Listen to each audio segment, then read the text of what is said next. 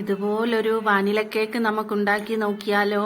Christmas ഒക്കെ വരുമല്ലേ, എല്ലാ വീടുകളിലും കേക്ക് മേടിക്കാനൊക്കെ ഓടി നടക്കുമായിരിക്കും അല്ലേ? അപ്പൊ നമുക്ക് ചെറിയ ചെലവില് ഓവനൊന്നും ഇല്ലാതെ നമ്മുടെ വീട്ടിൽ കുട്ടികൾക്ക് ഉണ്ടാക്കി കൊടുക്കാം ഒരു വാനില കേക്ക്. അതെങ്ങനെയാന്ന് നമുക്ക് നോക്കിയാലോ? വരൂ, പോകാം വീഡിയോയിലേക്ക്. നമ്മൾ ഇനിയും കേക്കിനായിട്ട് ഒരു മിക്സിയുടെ ജാർ എടുത്തിട്ടുണ്ട്. അതിലേക്ക് 2 മുട്ട നമ്മൾ പൊട്ടിച്ചൊഴിക്കുകയാണ്. മുട്ട എടുക്കുമ്പോൾ എപ്പോഴും ശ്രദ്ധിക്കണം, റൂം ടെമ്പറേച്ചറിലുള്ള മുട്ട വേണം നമ്മൾ എടുക്കാൻ. ഫ്രിഡ്ജിൽ നിന്ന് ഡയറക്റ്റ് എടുത്ത് നമ്മൾ ഉപയോഗിക്കരുത്. അങ്ങനെയുള്ളതാണെങ്കിൽ അത് നമ്മൾ പുറത്ത് വെച്ച് നോർമൽ ടെമ്പറേച്ചറിൽ ആക്കിയിട്ട് വേണം നമ്മൾ ഒഴിക്കാൻ. അങ്ങനെ 2 മുട്ട പൊട്ടിച്ചൊഴിച്ചിട്ടുണ്ട്. ഇനി ഞാൻ പഞ്ചസാര ഇടാൻ പോവാണേ. ഇങ്ങനത്തെ ഒരു വലിയ ടീസ്പൂൺ ഇല്ലേ, ഇതിന് 5 സ്പൂണ് പഞ്ചസാര ഞാൻ എടുത്തിട്ടുണ്ട്. ഈ കപ്പിലായിട്ട് അത് ഇട്ട് കൊടുക്കാം.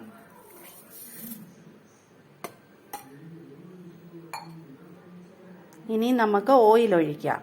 ഓയിൽ 125 ml ഒരു കപ്പില് 3/4 കപ്പോളം ഉണ്ട് ഓയിൽ. ഓയിൽ എടുക്കുമ്പോഴും ശ്രദ്ധിക്കണം, വെളിച്ചെണ്ണ ഉപയോഗിക്കരുത്. വെളിച്ചെണ്ണയുടെ മണമൊക്കെ നമ്മുടെ കേക്കിന് വരും. അതുകൊണ്ട് മണമില്ലാത്ത സൺഫ്ലവർ ഓയിലോ അങ്ങനത്തെയൊക്കെ ഓയിൽ വേണം എടുക്കാൻ. ഇനിയും വാനില എസൻസ് നമ്മൾ ഒഴിച്ചു കൊടുക്കാം. വാനില കേക്ക് ഉണ്ടാക്കുന്നത്, അതുകൊണ്ട് വാനില എസൻസ് അത്യാവശ്യമാണ്. അതൊരു ഇതിന്റെ ഒരു 1/4 ടീസ്പൂൺ കാണും, അത്രയേ ഉള്ളൂ. ഇതില്ലാത്തവർക്ക് വേണമെങ്കിൽ ഒരു ഫ്ലേവറിന് വേണ്ടി ഏലക്കാപ്പൊടിയൊക്കെ ചേർക്കാറുണ്ട്. ഇന്ന് എല്ലാവരുടെയും വീടുകളിൽ കുട്ടികളൊക്കെ ഉള്ളത് കൊണ്ട് വാനില എസൻസ് കാണും. അതുകൊണ്ട് നമുക്ക് വാനില എസൻസ് തന്നെ എടുക്കാം. ഇനി നമുക്ക് മിക്സിയുടെ ജാർ അടിച്ച് ഇത് നന്നായിട്ടൊന്ന് അടിച്ചെടുക്കാമേ. ഇനി നമുക്ക് ഇത് അടിച്ചെടുക്കാം. അതിനായിട്ട് ഒരു 2 സെക്കൻഡ് നന്നായിട്ട് അടിച്ചെടുക്കാം. എന്നെങ്കിൽ മാത്രമേ നല്ല മിക്സായി നല്ല പതഞ്ഞ് നമ്മുടെ ഇത് ബാറ്റർ കിട്ടത്തുള്ളൂ. ഇനി നമുക്ക് ഒരു പാത്രത്തിലോട്ട് ഈ പഞ്ചസാരയും മുട്ടയും ഓയിലും വാനില എസൻസും ഒക്കെ നന്നായിട്ട് അടിഞ്ഞ് ആ ബാറ്റർ നമുക്ക് ഒഴിച്ചു കൊടുക്കാം. കണ്ടോ, ഇതുപോലെ നന്നായിട്ട് മിക്സ് ചെയ്ത് വരണം. ഇനി നമുക്ക് മൈദാ മാവ് 250 ml കപ്പില് 1 കപ്പ് എടുത്തിട്ടുണ്ട്. അത് നമുക്ക് അരിപ്പയിലോട്ട് ഇടാം.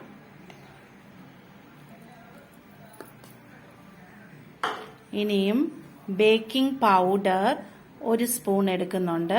അത് നമ്മൾ പരാപരമേ എടുക്കാവൂ, ഫുള്ളായിട്ട് ഓവർഫില്ലായിട്ട് ഇങ്ങനെ ഇരിക്കരുത് സ്പൂണിൽ. അത് നമ്മൾ തുടച്ച് വടിച്ചെടുക്കണേ. ഇനി നമ്മൾ ഇച്ചിരി ബേക്കിംഗ് സോഡ ചേർക്കുന്നുണ്ട്, ഒരു 1/4 സ്പൂൺ പോലും ഇല്ല. അങ്ങനെ നമ്മൾ ഉപ്പ് പൊടി ചേർക്കുന്നുണ്ട്, ഒരു 2 നുള്ള് ചേർത്താൽ മതിയേ. ഇനി നമുക്കിതെല്ലാം ഒന്ന് ഇടഞ്ഞെടുക്കാം. ഇങ്ങനെ ഇടഞ്ഞെടുക്കുമ്പോൾ മൈദാ മാവിലെ അഴുക്കും എല്ലാം പോയി കിട്ടുകയും അതുപോലെ തന്നെ ഇതെല്ലാം മിക്സായി കിട്ടുകയും ചെയ്യും. അതുകൊണ്ട് നമ്മൾ അരിപ്പയിൽ തന്നെ ബേക്കിംഗ് സോഡ, ബേക്കിംഗ് പൗഡർ, ഉപ്പ് എല്ലാം ചേർത്ത് കൊടുത്തതിന് ശേഷം വേണം ഇങ്ങനെ ഇടഞ്ഞെടുക്കാൻ. ഇനി നമുക്ക് ഇതിലേക്ക് കുറച്ച് മാവിട്ട് കൊടുത്ത് നന്നായിട്ട് കട്ടയില്ലാതെ ഇളക്കിയെടുക്കണം.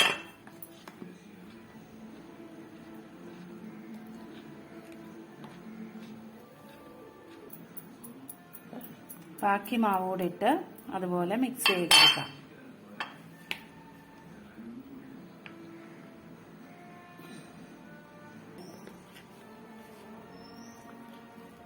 ഇത് കണ്ടോ, എല്ലാം നല്ലതായിട്ട് മിക്സ് ആക്കി വെച്ചിട്ടുണ്ട്. കണ്ടോ, ഇത് ഇച്ചിരി തിക്കാണ്. അപ്പൊ നമ്മൾ ഒരു 2 സ്പൂണിന് തിളപ്പിച്ചാറ്റിച്ച് വെച്ചിരിക്കുന്ന പാൽ ഒഴിച്ചു കൊടുക്കുക. ഇനി ഇതൊന്നുകൂടെ മിക്സ് ആക്കി എടുക്കാം.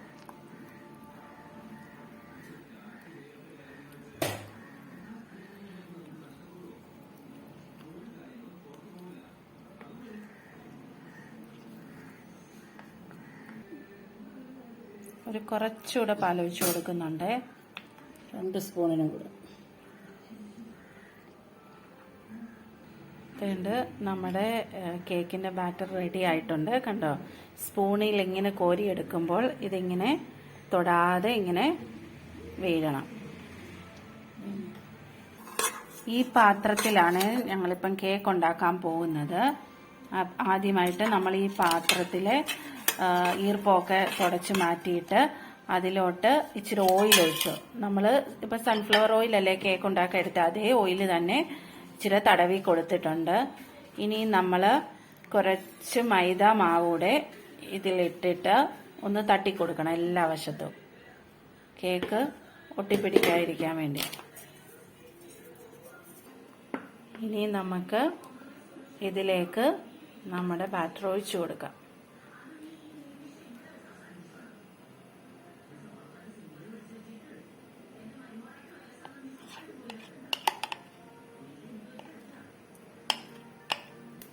ഇനി നമ്മൾ ഇത് ചെറുതായിട്ടൊന്ന് ടാപ്പ് ചെയ്ത് കൊടുക്കുന്നുണ്ട്, ഇതിലെ എയറൊക്കെ പോകാൻ വേണ്ടി. എയർ ബബിൾസ് ഒക്കെ പോയെങ്കിൽ മാത്രമേ നന്നായിട്ട് കേക്ക് വരത്തുള്ളൂ. നമ്മൾ കേക്ക് ഉണ്ടാക്കാൻ ഒരു ദോശക്കല്ലാണ് വെച്ചേക്കുന്നത്. അത് നന്നായിട്ട് ചൂടായിട്ടുണ്ട്. ഇനി ഇതിന്റെ മുകളിലായിട്ട് ഒരു സ്റ്റാൻഡ് വെച്ച് കൊടുക്കുക.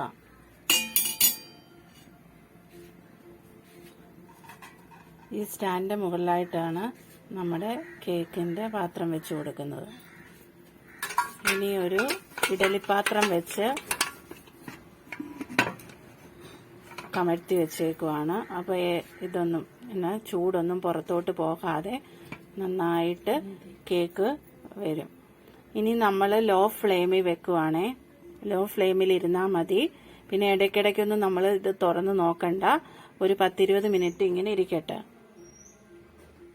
ഇപ്പം നമ്മുടെ കേക്ക് ഒരു 3/4 മണിക്കൂറായിട്ടുണ്ട്. ഒരു 45 മിനിറ്റൊക്കെ ആയി. നമുക്കൊന്ന് നോക്കാം എന്തോന്ന്.